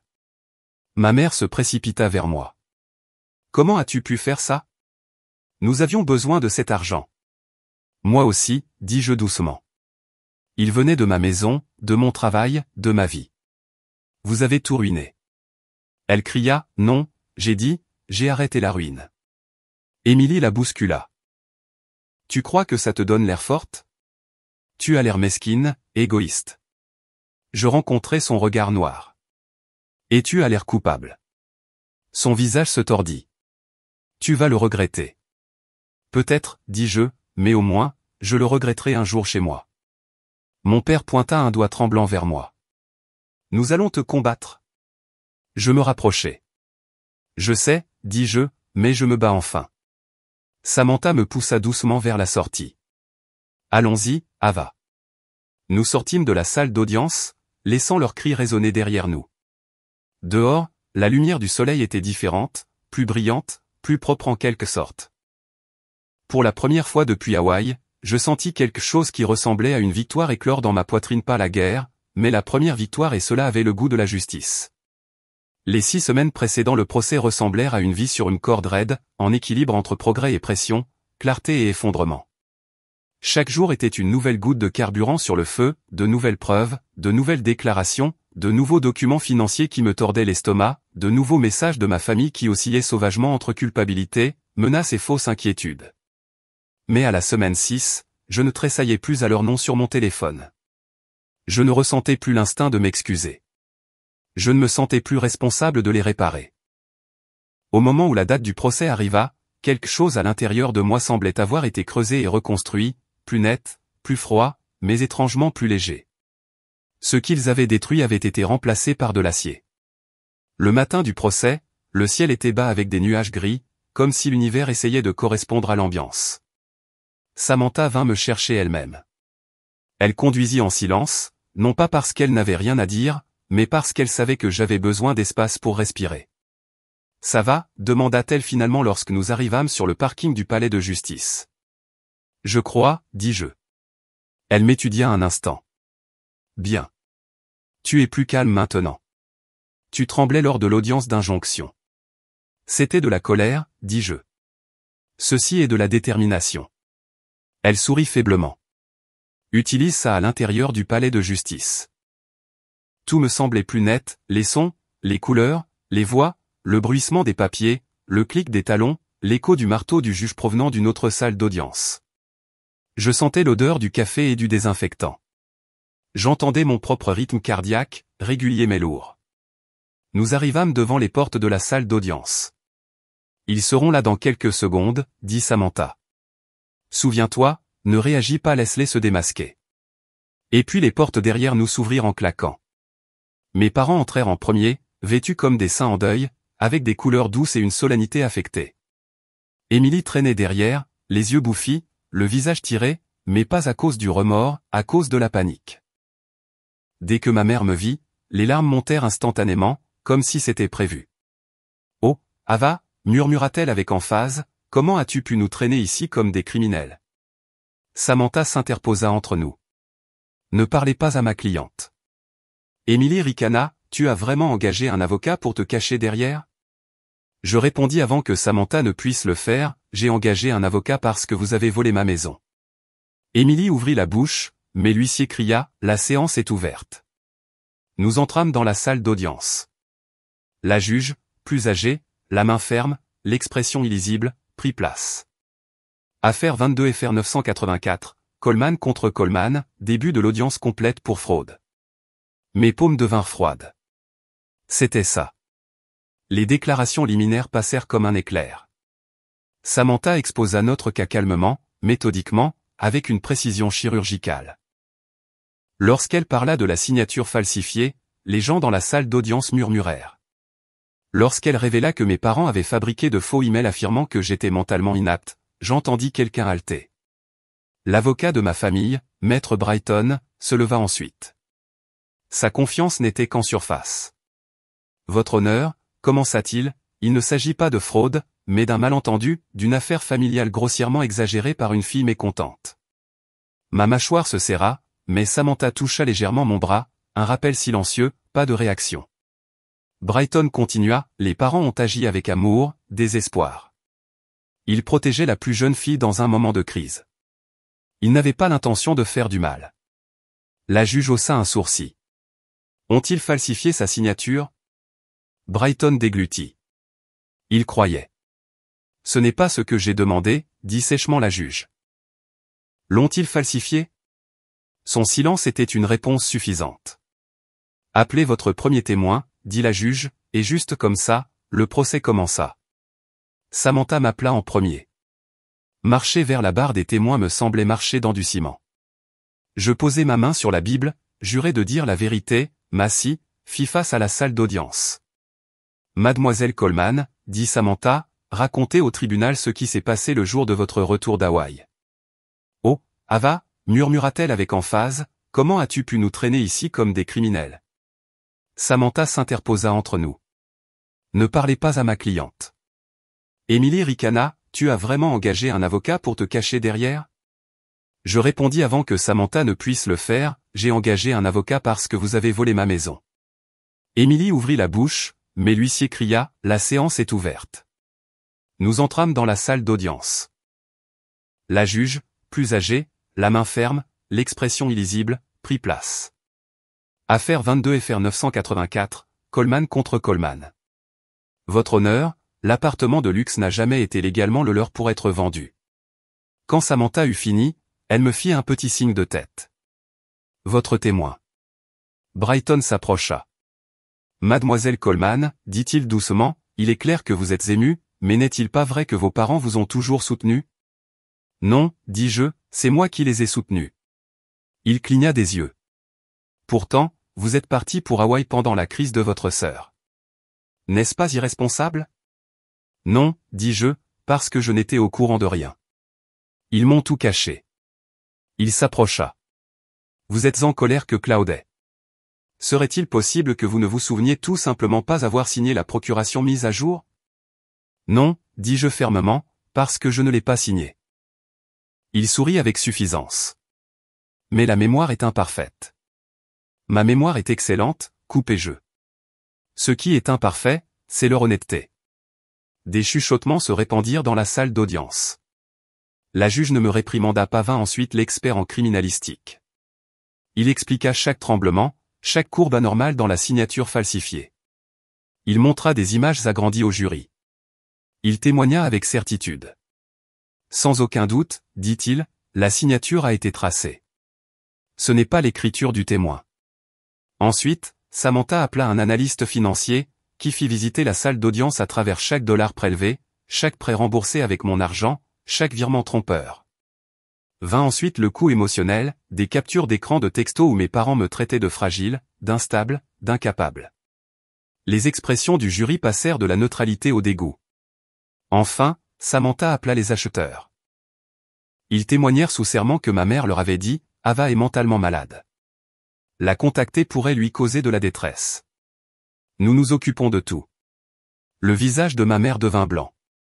Au moment où Samantha eut fini, toute la salle d'audience avait une image claire, ce n'était pas une erreur, ce n'était pas un malentendu, c'était une fraude délibérée, planifiée et coordonnée. Puis ce fut au tour de la défense. Ma mère passa en premier. Elle pleura dès qu'elle s'assit, bruyamment, de façon théâtrale. Nous voulions juste aider Émilie, sanglota-t-elle. Ava a toujours eu tellement de succès, tellement indépendante. Nous pensions qu'elle comprendrait. Nous n'avons jamais eu l'intention de lui faire du mal. Puis elle le dit. Je ne pensais pas qu'elle avait besoin de l'appartement. Cette phrase résonna comme un coup de feu. Brighton la poussa à continuer. Elle décrivit les dettes d'Émilie, à quel point elle et mon père étaient terrifiés, à quel point ils se sentaient piégés. Puis la juge posa une question dévastatrice, avez-vous falsifié la signature de votre fille? La voix de ma mère se brisa. Je l'ai signée parce qu'elle ne nous aurait pas aidés autrement. La salle d'audience explosa. La juge frappa son marteau à plusieurs reprises. À l'ordre. Samantha se pencha vers moi et murmura, « Nous venons de gagner. » Émilie témoigna ensuite, mais son amertume la sabota. « Elle se croit toujours meilleure que nous, » lança-t-elle. Elle n'a même pas besoin d'un appartement de luxe à son âge. C'est moi qui essaie de construire une vie. Son sentiment de droit emplit la pièce comme de la fumée. Au moment où elle admit qu'elle avait peut-être copié quelques lettres de ma signature, l'affaire fut scellée. Mon père fut le dernier. Il essaya d'avoir l'air rationnel, mais la juge l'interrompit à plusieurs reprises. « Vous avez donc sciemment transféré l'argent de votre fille pour rembourser des dettes de tiers ? C'est notre fille, c'est tout l'argent de la famille. » La juge le regarda fixement. Non, c'était son argent, gagné par elle, détenu par elle. Quand il insinua que je leur devais quelque chose à cause des sacrifices familiaux, Samantha se leva instantanément. Objection, non pertinent et manipulateur. Accordé, dit la juge. Et juste comme ça, la défense s'effondra. Lorsque la juge ajourna la séance pour la journée, Samantha me serra la main. Ce n'était pas seulement bien, murmura-t-elle, c'était décisif. Je restai assise là un moment, laissant le bruit s'estomper, laissant la tension s'échapper de mes épaules. Demain, le verdict tomberait, mais ce soir, pour la première fois depuis Hawaï, j'avais l'impression que je pourrais réellement récupérer ma vie. Le matin du verdict était irréel, trop calme, trop immobile, comme si le monde retenait son souffle avec moi. Je me réveillais avant l'aube dans la chambre de motel exigu, écoutant le faible bourdonnement du climatiseur et la voiture occasionnelle qui roulait dans la rue à l'extérieur. Mon corps était lourd, comme si le sommeil avait été un souvenir au lieu d'une réalité. Aujourd'hui, tout changerait, d'une manière ou d'une autre. À 8 heures, Samantha vint me chercher. Elle n'essaya pas de combler le silence. Elle me jeta simplement un coup d'œil, hocha la tête une fois et conduisit. Le palais de justice se dressa à l'horizon comme une silhouette sombre contre le ciel gris, et je sentis quelque chose se resserrer à l'intérieur de moi. « Respire », dit doucement Samantha. J'essaie. Lorsque nous entrâmes dans le palais de justice, le couloir résonna de murmures. Les visages se tournèrent lorsque nous passâmes, certains curieux, d'autres compatissants, d'autres faisant semblant de ne pas regarder. L'histoire s'était répandue plus loin que je ne l'avais prévu. Les gens se penchaient toujours lorsque des mots comme trahison, héritage, fraude ou drame familial étaient impliqués. Mes parents étaient déjà là. Ma mère était assise raide sur un banc, les mains jointes si fort que ses jointures étaient blanches comme des os. Mon père avait l'air épuisé, sa colère s'étant atténuée en quelque chose de sinistre. Émilie se tenait près du coin, se mordant la lèvre, se tordant les doigts. Elle n'avait pas l'air arrogante aujourd'hui, elle avait l'air effrayée. Bien. Lorsque je m'approchai, leurs yeux se tournèrent vers moi. Ma mère se leva en premier. « Ava, s'il te plaît. »« Non, dis-je, et ce seul mot l'arrêta comme une main contre sa poitrine. Son visage se contracta, mais elle se rassit. Émilie osa faire un pas en avant. « Vas-tu vraiment les laisser nous punir, ta propre famille ? » Ma famille se punit elle-même, dis-je doucement. J'ai juste arrêté de vous protéger des conséquences. Elle tressaillit comme si je l'avais giflée. Avant qu'elle ne puisse parler à nouveau, l'huissier ouvrit la porte de la salle d'audience. Toutes les parties pour Coleman contre Coleman, salle d'audience 3. Mon cœur battait à tout rompre. C'était ça. Nous entrâmes à l'intérieur. Le jury entra peu après, leurs visages illisibles. La juge prit place, son regard sévère et ancré, comme de la pierre sculptée avec autorité. « Jury, dit-elle, avez-vous rendu un verdict ?» La contremaîtresse, une femme d'âge moyen avec des lunettes perchées bas sur son nez, se leva. « Nous l'avons fait, votre honneur. » Ma gorge se serra. La contremaîtresse déplia le papier dans sa main et commença à lire. « Dans l'affaire de fraude, nous nous prononçons en faveur de la plaignante, Eva Coleman. » Ma mère haleta. Mon père murmura quelque chose de sec entre ses dents. Je ne bougeais pas, dans l'affaire de falsification, nous nous prononçons en faveur de la plaignante. Émilie se couvrit la bouche, les yeux grands ouverts. Dans l'affaire d'abus de pouvoir, nous nous prononçons en faveur de la plaignante. La salle expira d'un seul coup, mais la contremaîtresse n'avait pas fini. Dans l'affaire d'infliction intentionnelle de détresse émotionnelle, nous nous prononçons en faveur de la plaignante. Mon cœur battit une fois, assez fort pour résonner dans mes côtes. La juge hocha la tête. Merci, vous pouvez vous asseoir. Elle se tourna vers mes parents et ma sœur. Ce tribunal constate que les défendeurs se sont engagés dans des actions délibérées et coordonnées pour frauder mademoiselle Coleman de ses biens et de ses actifs personnels. Cela comprend la falsification, l'abus financier et la tromperie intentionnelle. Ma mère fondit en larmes, pas douce mais forte, des cris haletants. Elle tendit la main vers moi comme si je pouvais la réconforter, comme si je pouvais prétendre qu'elle ne m'avait pas traité de sans-abri ou d'instable. Je ne bougeais pas. La juge continua, sa voix nette et inflexible. La vente de l'appartement de luxe, situé au 14 North Riverside, est par la présente déclarée nulle et non avenue. La propriété doit être restituée immédiatement à mademoiselle Coleman. Mes genoux fléchirent. Samantha me serra la main sous la table, me ramenant à la réalité. De plus, dit la juge, les défendeurs seront responsables de la restitution de tous les fonds détournés des comptes de mademoiselle Coleman, ainsi que des dommages et intérêts s'élevant à 100 000 $ pour préjudice moral, frais juridiques et perte d'usage. Émilie s'étrangla, nous n'avons pas cet argent. Ce n'est pas la préoccupation du tribunal, dit calmement la juge. Les actions ont des conséquences. Mon père craqua finalement. C'est scandaleux. C'est notre fille. Les familles ne se poursuivent pas en justice. La juge ne broncha pas, les familles ne volent pas les leurs. L'huissier s'approcha et mon père se rassit. Puis le regard de la juge s'adoucit, seulement légèrement, et elle me regarda. Mademoiselle Coleman, j'espère que vous trouverez la paix et la stabilité après cette épreuve. Je déglutis difficilement. Merci, votre honneur. Elle hocha la tête une fois. La séance est levée. Le marteau frappa. Tout ce qui se passa ensuite se déroula au ralenti, le grincement des chaises, le remuement des pieds, le bourdonnement des murmures qui s'élevaient autour de nous. Puis, Eva, cria ma mère, se précipitant vers moi. S'il te plaît, tu dois nous aider. Nous allons perdre la maison, nous allons tout perdre. Je levai la main. Arrête.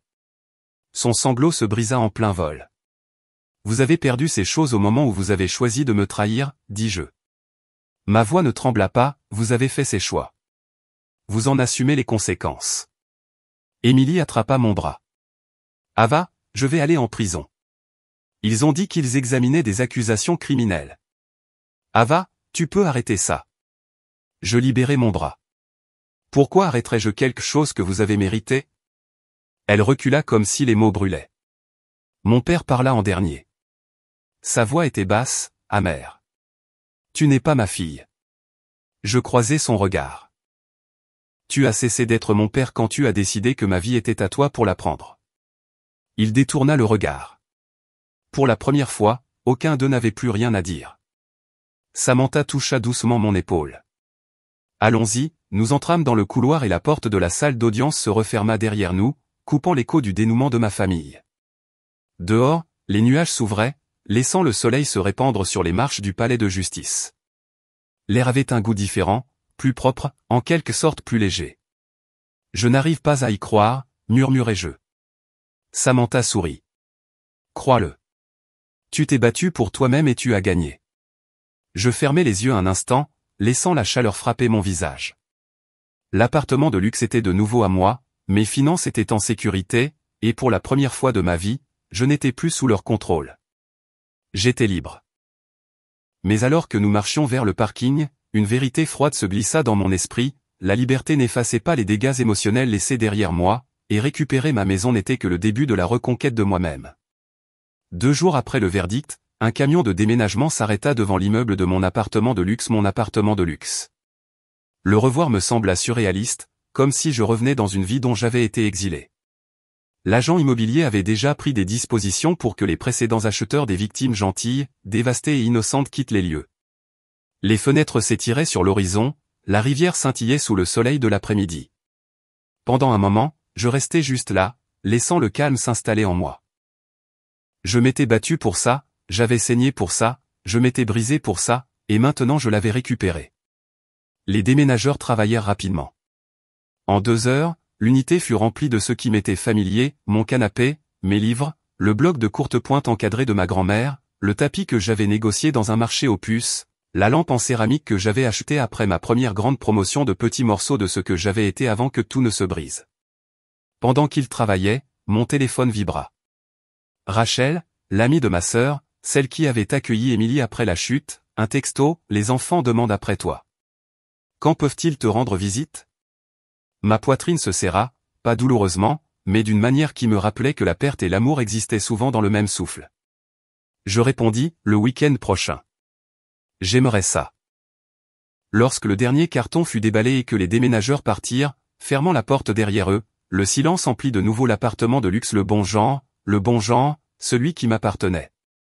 Je marchais de pièce en pièce, me familiarisant de nouveau avec chaque coin, le coin lecture où j'avais passé d'innombrables nuits enveloppées dans des couvertures, l'îlot de cuisine où j'avais préparé des repas de minuit, le balcon où j'avais regardé les tempêtes déferler sur la ville. Pendant longtemps, j'avais cru que cette maison était la preuve de quelque chose, le succès, l'indépendance, l'âge adulte. Maintenant, je comprenais que c'était quelque chose de plus profond. C'était l'expression physique d'années de persévérance, d'autonomie, de sacrifice. C'était un rappel de qui j'étais quand personne d'autre ne regardait. Mais maintenant, elle représentait aussi quelque chose de nouveau, des limites, du courage, une ligne tracée dans le béton. Mes parents et Émilie ne m'avaient pas contacté depuis le verdict, pas directement. Leur avocat avait pris contact une fois pour négocier les modalités de paiement, mais c'est tout. Je ne m'attendais pas à des excuses, pas de vraies, pas encore, peut-être jamais. J'avais cessé d'en avoir besoin. Vers le crépuscule, je sortis sur le balcon avec une tasse de thé. Le ciel était strié de rose et d'or, les lumières de la ville s'allumant une à une comme des étoiles sous les nuages. Pour la première fois depuis des mois, mes épaules se relâchèrent. Mon téléphone vibra de nouveau, cette fois ma mère, un long message, pas en colère, pas accusateur, juste 4 mots, j'espère que tu vas bien. Je ne répondis pas. Peut-être qu'un jour je le ferai, mais pas aujourd'hui, parce qu'aujourd'hui, il ne s'agissait pas de réparer les liens brisés. Aujourd'hui, il s'agissait de récupérer ceux qui n'auraient jamais dû se briser en premier lieu. Alors que la nuit tombait, je me blottis dans le coin lecture, les jambes sous une couverture, le thé devenant tiède à côté de moi. Je respirais lentement, laissant l'air me remplir jusqu'à la douleur dans mes côtes, puis je le laissais aller. J'avais survécu à l'injustice. J'avais exigé des comptes. J'avais regardé les personnes qui prétendaient m'aimer le plus révéler qui elles étaient vraiment, et j'étais sorti de la salle d'audience plus forte que je n'étais jamais entré dans aucune pièce de ma vie. Oui, le modèle de ma famille me manquait, mais ce qu'ils se sont avérés être pas du tout. J'avais moi-même, ma maison, ma paix, et pour la première fois depuis des années, c'était suffisant. La ville bourdonnait en dessous de moi alors que les étoiles clignotaient en s'éveillant. Je me penchai en arrière, laissant mes yeux se fermer, laissant le chapitre se terminer mais pas oublié. Et peut-être que c'est la véritable voie de la justice, pas la victoire, mais la transformation qui la suit. Si vous êtes arrivé à la fin de cette histoire avec moi, j'aimerais connaître vos réflexions. Avez-vous déjà dû tenir tête aux personnes les plus proches de vous? Avez-vous déjà dû choisir votre paix plutôt que les attentes de quelqu'un d'autre? Dites-le moi dans les commentaires, je lis tout le monde. Et si cette histoire vous a parlé, si elle vous a rappelé votre propre force ou vos propres limites, n'oubliez pas d'aimer, de partager et de vous abonner. Il y a d'autres histoires à venir, des histoires de trahison, de rédemption, de vengeance et les victoires silencieuses qui changent tout. Merci d'être resté avec moi. Voici pour rester debout, même lorsque les personnes qui devraient vous élever essaient de vous abattre.